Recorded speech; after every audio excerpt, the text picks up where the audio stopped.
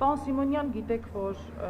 հայ հեղափոխական դաշնակցությունն արդեն ազդարարել է, թե ինչ ձևաչափով է մասնակցելու 2026 թվականի խորհրդարանական ընտրություններին, ըստ Իշխան Սաղաթելյանի դաշինքային ֆորմատով։ Ըստ ձեզ, պարոն Սիմոնյան, ինչն է պատճառը, որ 136-ամյա շուտով բոլորող կուսակցությունը որոշել է դաշինքային տրամաբանությամբ մասնակցել ընտրություններին, այլ ոչ թե անձամբ, սեփական դեմքով, եւ այս համատեքստում մի հարց Հայաստան խմբակցության ձեր գործընկերները օրերս եղել են Գեղարքունիքի մարզում եւ խմբակցության անդամ պարոն Լևոն Քոչարյանն այսպիսի միտք է արտահայտել.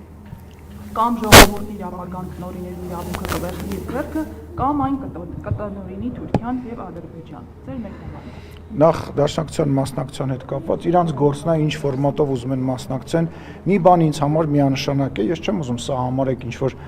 քաղաքական հակառակորդին հարվածելու կամ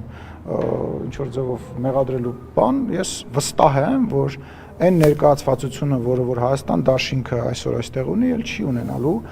Կարծում եմ, որ միգուցե հնարավոր է ինչ որ փոքրակազմ չափով ներկայացված լինի,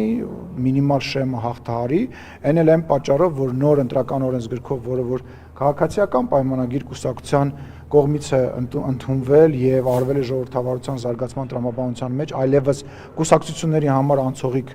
եւ դաշինքների համար անցողիկ շեմը մեկական տոկոսներով իջեցրել է, այդ բանի բերումով միգուցե իրանք հնարավորություն ունեն մինիմալ բանով անցնել, ոնց որ հիմա պատիվ ունեմ նա անցել, էլի մեր փոխած մեր բանով, որ պիտի երրորդը լինի, իրանք եկել անցել։ Ինչ վերաբերում Լևոն Քոչարյանի հայտարարություններին, ես չեմ համարում, որ ինքը լուրջ քաղաքական գործիչ է, որին ես պետք է մեկնաբանեմ, եւ որովհետեւ մեկնաբանություն չունեմ, չեմ էլ ուզում անկեղծ ասած։ Ես գալու եմ, գալու եմ այդտեղ, չէ, սրա շարունակությունը հիշիկ ասես։ Այսինքն ընտրությունների ասա, ես յուրաքանչյուր թեմայի պատրաստ եմ իհարկե։ Հիմնական օրակարգը կառուցվում է ադրբեջանա-թուրքական նարատիվի շուրջ, էլի հասարակությանը վախեցնելու։ Դե իրանք մնացել են հին տրամաբանության մեջ իրենց այս ժամանակահատվածը աշխատանքային որևիցե բան չի սովորեցրել, որովհետև